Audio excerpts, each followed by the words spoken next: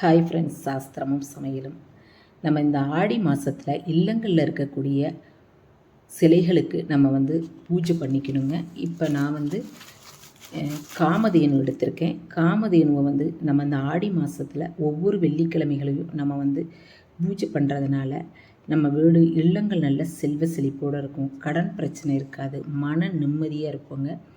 இந்த பூஜை காமதேனுவோட பசுவோட பூஜை பண்ணுறதுனால நம்ம முன் ஜென்மத்தில் செஞ்ச பாவங்கள் விலகுங்க.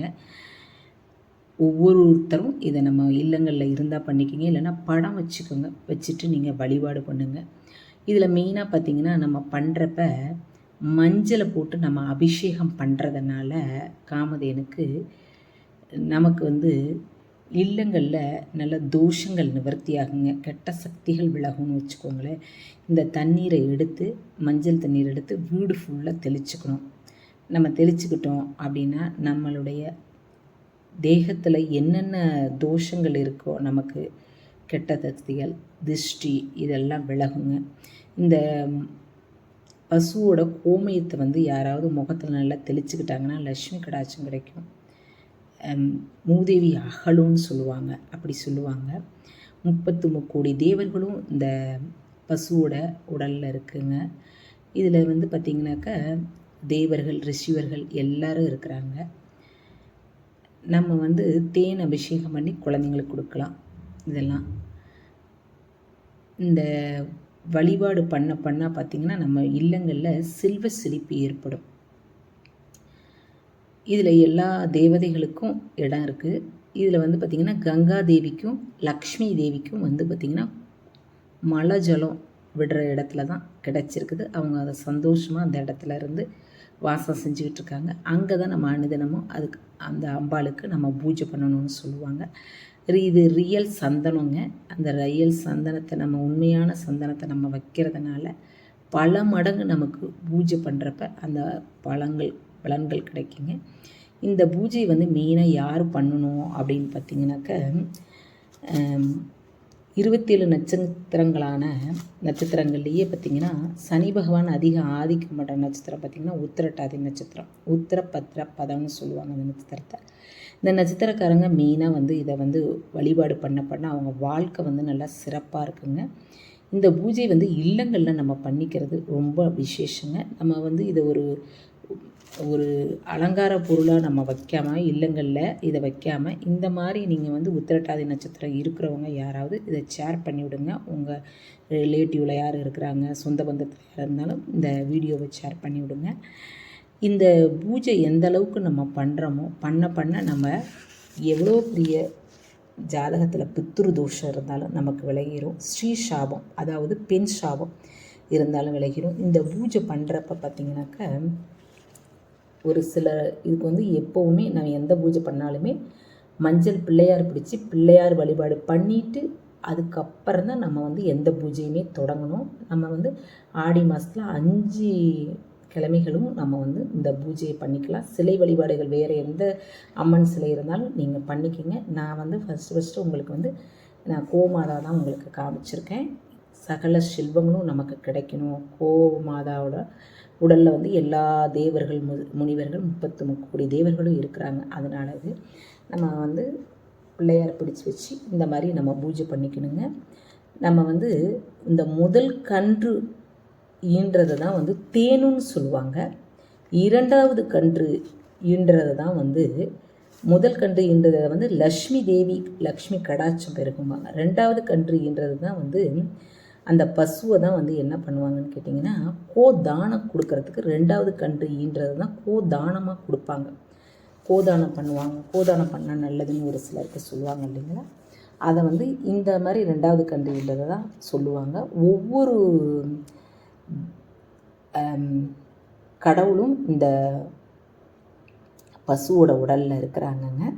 அதனால் நம்ம வழிபடுறது அவ்வளவு சிறப்புன்னு வச்சுக்கோங்களேன். அது இந்த ஆடி மாதத்தில் வழிபடுறது, கோமாதாவை வழிபடுறது ரொம்ப சிறப்பு. இதை கோமாதாவோட காயத்ரி நம்ம பிள்ளையாரை பிடிச்சி பிள்ளையாருக்கு வழிபாடு பண்ணி கல்கண்டு நைவேத்தியம் படைச்சி அவருக்கு பசு பூஜை முடிச்சுட்டு நம்மளுடைய குலதெய்வத்தை பிரார்த்தனை பண்ணிக்கிட்டு நம்மளோட வேண்டுதல் என்ன அப்படின்னு சாமிக்கிட்ட பிரார்த்தனையை எடுத்து சொல்லி பூக்களால் மெயினாக பார்த்திங்கன்னா தாமரைப்பூ இதுக்கு வேணும். குங்குமம் காசு 108 காசு. தாமரைப்பூவால் காசு வச்சு அர்ச்சனை பண்ணுறப்ப பார்த்திங்கன்னா நல்ல சொர்ணம் சேரும். கடன் பிரச்சனை இல்லாத நல்ல வாழ்க்கை வாழ்கிறதுக்கு இது மாதிரியும் பண்ணிக்கலாம். குங்குமம் வந்து நம்ம அர்ச்சனை பண்ணுறதுனால லக்ஷ்மி கடாட்சம் நமக்கு கிடைக்கும். வீட்டில் இல்லங்களில் திருமணம் ஆகாதவங்களுக்கு திருமணம் சீக்கிரமாக கைகூடும். ராகு கேது தோஷங்கள்லாம் விலகும்னு சொல்லுவாங்க. இதில் இந்த பூஜை நம்ம வந்து நல்லா பண்ண வீட்டில் பார்த்திங்கன்னா இல்லத்தில் நல்ல செல்வ செழிப்பு ஏற்படணும்பாங்க. எப்பேற்பட்ட கிரக தோஷங்கள் இருந்தாலும் நம்மளை விட்டு விலகிரும் அப்படின்னு சொல்லுவாங்க. இந்த பூஜை பண்ணுறதுனால கிரகப்பிரவேசப்பெல்லாம் வந்து இந்த பூஜையை தான் முதல்ல இதை எடுத்து பண்ணுவாங்க. அதை பண்ணால் தான் அந்த பூஜையே கரெக்டாக நிறைவாக இருக்கும் அப்படின்னு சொல்லுவாங்க. இதுக்கு வெத்தலை பாக்கு வாழைப்பழம் வச்சுக்கணும். இந்த கோமாதாவுக்கு வந்து பார்த்திங்கனாக்கா நெய்வேத்தியம் அப்படின்னாக்கா நம்ம இந்த மந்திரங்கள்லாம் சொல்கிறப்ப லக்ஷ்மியோட மந்திரங்களை சொல்லிக்கணும். நம்ம காயத்ரி, இந்த கோமாதாவோட காயத்ரியை மெயினாக நம்ம சொல்லிக்கணுங்க.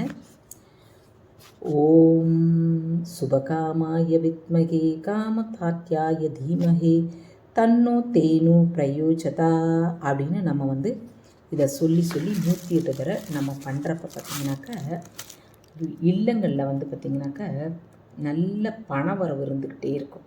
லக்ஷ்மி கடாட்சம் நமக்கு கிடைக்கும். இந்த பூஜையெல்லாம் முடித்ததுக்கப்புறம் அந்த பழங்களை கொண்டு போய் எங்கே பசு இருக்குதோ அங்கே கொடுத்துடணும். இந்த குங்குமத்தை வந்து நம்ம வர்றவங்களுக்கு வீட்டுக்கு வர்ற சுமங்கலிக்கு நம்ம கொடுக்கலாம். அடியில் பார்த்திங்கன்னா நவதானியம் வச்சுருக்கேன். இந்த நவதானியம் பூஜை முடித்து அடுத்த நாள் காலையில் எடுத்துகிட்டு அதில் வந்து நம்ம அதை அரைச்சி கொஞ்சம் சர்க்கரை போட்டு அரச மரத்தில் கொண்டு போய் போடலாம். என்னென்ன நாளில் நம்ம வழிபாடு பண்ணோம்னா என்னென்ன பலன்கள் நமக்கு கிடைக்குன்னு பார்க்கலாங்க. திங்கட்கிழமை நம்ம வழிபட்டு வந்தோம்னா சந்திர ஓரையில் பித்ரு தோஷங்கள் நீங்கி விலகுங்க. பச்சரிசி வெல்லம் கொடுக்கணும். செவ்வாய்க்கிழமைகளில் நம்ம வணங்குறதுனால அதுக்கு வந்து தானங்கள் கொடுக்கறதுனால பூமி தோஷம் நீங்கி நமக்கு நல்ல வீடு சுபிட்சமாக கிடைக்குங்க. நல்ல தகராறுலாம் இருக்காது. அப்பவும் எப்போ கொடுத்தாலுமே அதுக்கு வந்து பச்சரிசி வெல்லம் கலந்து கொடுக்கணும். இந்த செவ்வரளி பூவால் தாமரை பூவால் நம்ம அர்ச்சனை பண்ணணும். 108 புதன்கிழமைகளில் நம்ம வந்து வழிபாடு பண்ணி அந்த ஓரையில் நம்ம வழிபாடு பண்ணுறப்ப வியாபாரம் பெருகும். நமக்கு தொழில் ஸ்தானத்துலலாம் வியாழக்கிழமைகளில் நம்ம வந்து பசுவை வந்து நமக்கு வந்து பூஜை பண்ணி நம்ம வந்து அதுக்கு தானம் பண்ணுறப்ப பார்த்திங்கன்னா பூர்வ ஜென்ம கர்மா நீங்கும். 7 ஜென்மத்தில் செஞ்ச கர்மாக்கள் விலகும் நம்ம விட்டு. வெள்ளிக்கிழமை நம்ம வந்து காலையில் 6 to சுக்கிர ஓரையில் பண்ணுறப்ப பார்த்திங்கன்னா சகல வித செல்வங்கள் லக்ஷ்மி கடாட்சமும் நமக்கு கிடைக்கும்னு சொல்லுவாங்க இந்த பூஜை பண்ணுறதுனால. சனிக்கிழமை பார்த்திங்கன்னா சனி தோஷம் நிவர்த்தியாகி நம்ம வீடு நல்லா சுபிட்சமாக இருக்குமாங்க. ஞாயிற்றுக்கிழமை நம்ம பண்ணுறதுனால சிவபெருமானோட அனுகிரகமும் நல்ல அரசாங்க உத்தியோகம் கிடைக்கும் அப்படின்னு சொல்கிறாங்க. இந்த பூஜைகளெல்லாம் பண்ணி தூப தீப ஆராதனை காமிச்சு நம்ம வந்து என்ன நினச்சி நம்ம வேண்டிக்கிறோமோ அதை உடனே கேட்டதும் கொடுக்கறது தான் வந்து இந்த காமதேனோட நமக்கு வாரி வழங்குறதுக்காகவே இந்த மண் உலகத்தில் இருக்குங்க. நமக்கு என்ன வரம் கேட்குறோமோ கேட்டதும் கொடுக்கறது தான் வந்து காமதேனு அப்படின்னு சொல்லுவாங்கங்க. இதை வந்து எல்லா லக்ஷ்மியோட மந்திரங்கள் அனைத்தையும் நம்ம சொல்லி இல்லங்களில் வழிபாடு பண்ணி பச்சரிசி வெல்லம் அதுக்கு அருகம்புல் வைக்கணுங்க. நான் பிரம்ம முகூர்த்தத்தில் பண்ணிகிட்ருக்கேன். எனக்கு வந்து கீழே வந்து 5 மணிக்கு போய் பறிக்க முடியல அந்நேரத்துக்கு. அதனால நான் வந்து அதில் வைக்கலை. பச்சரிசி வெல்லம் வச்சுருக்கேன். வெல்லம் வச்சு நம்ம பூக்களால் அர்ச்சனை பண்ணிவிட்டு இப்படி நம்ம ஒவ்வொரு வாரமும் மாதத்தில் பௌர்ணமி நமக்கு எப்போ முடியுதோ பண்ணுறப்ப நம்ம இல்லங்கள் செல்வ செழிப்பாக இருக்கும். குழந்தைங்க நல்லா இருப்பாங்க. யார் ஒருத்தங்க கோபூஜை பண்ணுறாங்களோ அவங்க குடும்பம் வந்து வாழையடி வாழையாக வளரும்னு சொல்லுவாங்க சாஸ்திரத்துலங்க. இப்படி நம்ம வந்து இந்த ஆடி மாதத்தில் பூஜை பண்ணிக்கிறதுனால நமக்கு வந்து ஏதாவது இல்லங்களில் நமக்கு வறுமைகள் இருந்தாலும் நமக்கு விலகும்.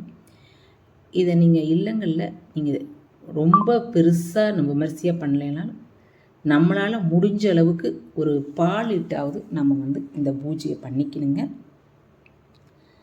இதை உங்களுக்கு உற்றார் உறவினர்களுக்கு இதுக்கு ஷேர் பண்ணி விடுங்க. இந்த பதிவை உங்களுக்கு பிடிச்சிருந்தால் லைக் ஒன்று கொடுத்துங்க.